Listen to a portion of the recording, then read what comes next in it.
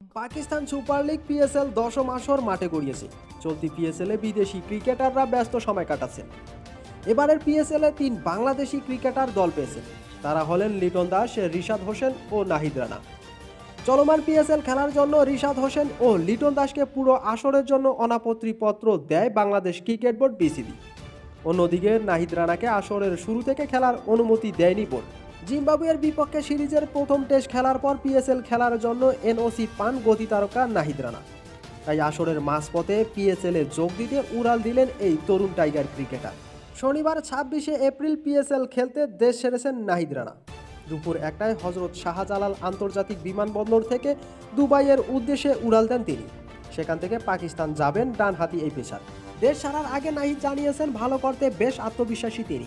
নাহিদ বলেন, নিজের ব্যাপারে আমার আত্মবিশ্বাস আছে, দলের হয়ে সেরাটা দিতে চাই, আর তা করতে পারলে ভালো কিছু হবে।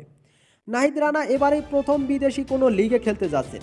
পিএসএলে পেশোয়ার জালিমির হয়ে মাঠ মাতাবেন বাংলাদেশের এই তরুণ গতি তারকা।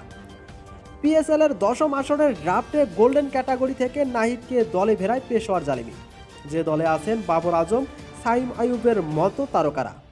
উল্লেখ্য, নাহিদ পিএসএলে যোগ দেওয়ার আগেই 5 ম্যাচ খেলে ফেলেছেন পেশোয়ার। 3 হার ও 2 জয়ে 4 পয়েন্ট নিয়ে টেবিলের 4 নম্বরে অবস্থান করেছে নাহিদ রানার দল।